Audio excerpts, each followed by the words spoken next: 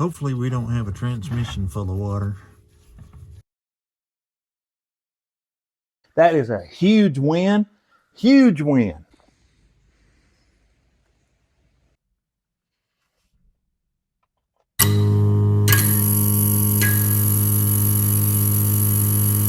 What is up, everybody? Welcome back to Orange Wire's Garage, and welcome back to episode 2 of the abandoned Jeep Wrangler that time forgot.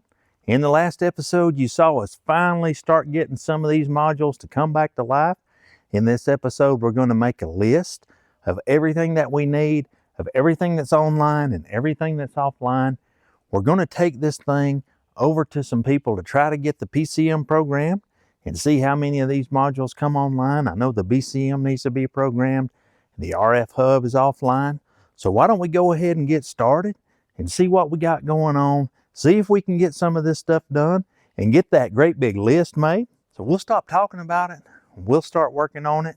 And I'm sure there'll be a few more surprises. We're not going to give up on this Jeep. So let's hop to it and let's get it done. This Jeep has got a lot of electronic issues. A lot of the modules are bad.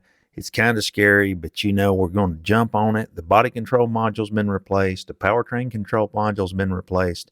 We've already replaced a whole bunch of these modules, the RF hub, but a lot of that requires software and programming to get it to work. So we got to get some of those things programmed before we can get this huge list of modules checked.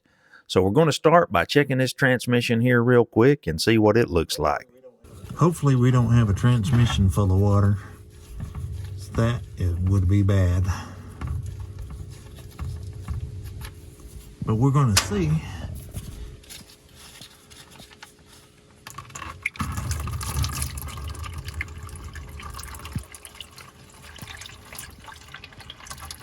Oh, I see some water in there.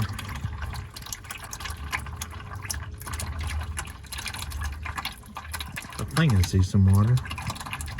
Maybe not. We got some water in our transmission. Look at the pan. It's really nasty.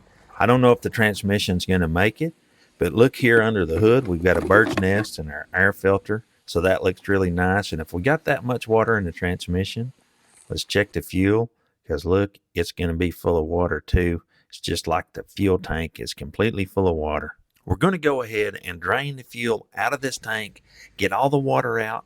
Look here, you can see that we separated some of it out. And I can bet you 4 years ago that our Jeep looked a lot like this Jeep. I can bet you I can visualize it. I can see it now.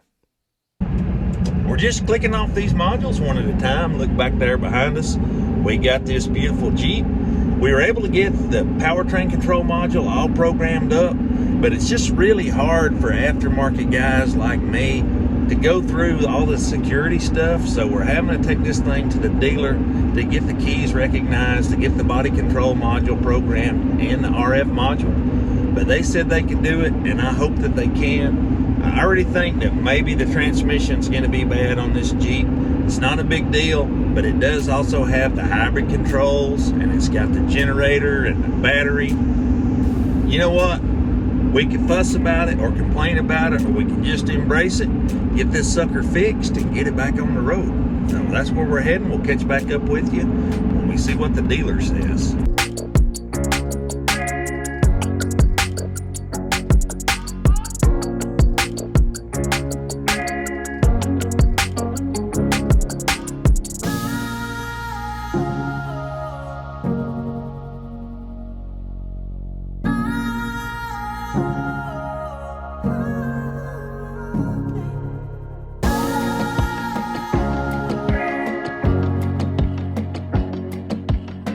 Well, it is the next day here, and a big shout out to Mountain Valley Motors, and especially Cameron and Bob, because they took this Jeep in. They let me back it right into the shop on the trailer. I didn't even have to unload it. We hooked it up to their big supercomputer. They programmed the BCM, and they programmed the RF hub, and they programmed a lot of things, and a lot of these modules are coming back online. I'm really excited. I'm short about 3 modules up front. I need the cluster, the steering wheel control module, and we need the electronic shift module. So we got to have those 3 modules to ever get this thing 100% online up front on that side of the CAN bus. But as y'all saw, the fuel tank was completely full of water, and maybe our cluster will be here today. Maybe some of these parts, or maybe we can get just a little bit more life in this Jeep. We're super excited with the progress we made, so let's go ahead and get it unloaded. Well, that's enough talking about it. Let's start doing it. We'll catch you in the shop when we get this fuel tank down. Got good news. Decided instead of pulling the tank really quick, we hooked up this momentary contact switch to the fuel pump relay, and we're able to pump all of that bad gas out of there. We wouldn't pump anymore. Put a little gallon of gas in there, and then we can just hit this switch just really quick. So we can flush, and we can flush all that out. So that's what we're doing rather than pulling the tank, because we got really good news. Our instrument cluster came in. Who knows? The engine may be bad, the transmission may be bad, all that stuff may be no good. So we may have to buy another Jeep or buy all these parts. So we got to know before we just spend a ton of money and time on this thing. So I got to put everything back together here. And this little generator right there is locked up. That thing's like $900. I've got the turbo pipes off. I've kind of took everything off, just looking at everything under the hood here.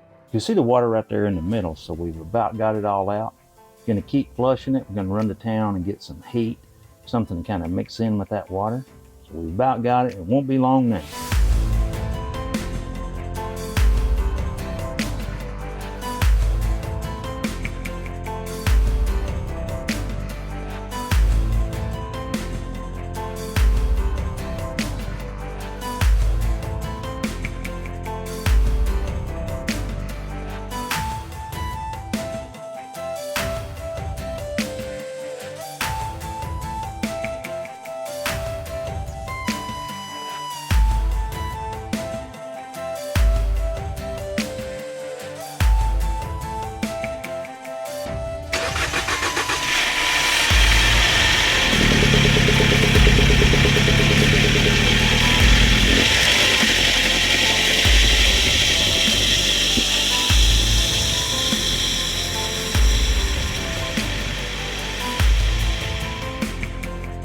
How about that, man?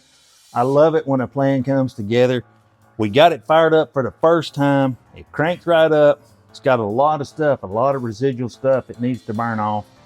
And we just can't burn it right now. But that is a huge win, huge win. We wound up getting a brand new transmission filter. We got 6 quarts of 8 and 9 speed transmission fluid. We're gonna get that installed into this pan and fill this transmission up. Alrighty guys, so what we're gonna do now, we got this automatic transmission fluid we're gonna pour in here, see if the transmission will suck that up. We're gonna crank it, see how the engine sounds, and hopefully get this thing one step closer to being on the road.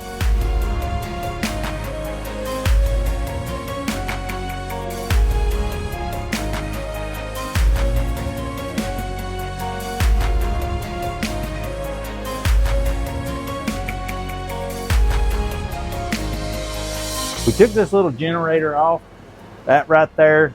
We soaked it in some penetrating oil all weekend long, put it back on the Jeep to see if the engine would maybe break it free. It's just not happening.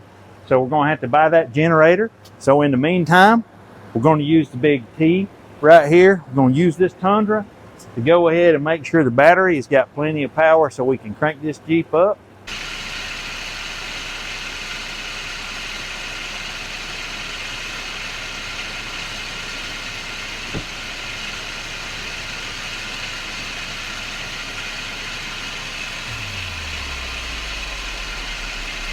We got our new electronic shift module today. You just can't get those new modules, so I had to get another used one. That's okay. We got this thing all put in. So right there's the new module.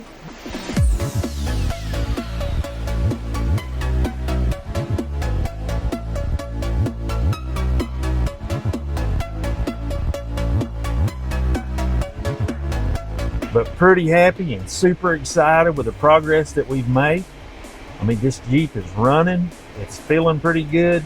We got a new generator coming. I mean, I'm pretty excited about it. We might, as soon as it stops raining, we might try to put this thing in gear and see if it'll pull itself out of the shop. And that would be fantastic.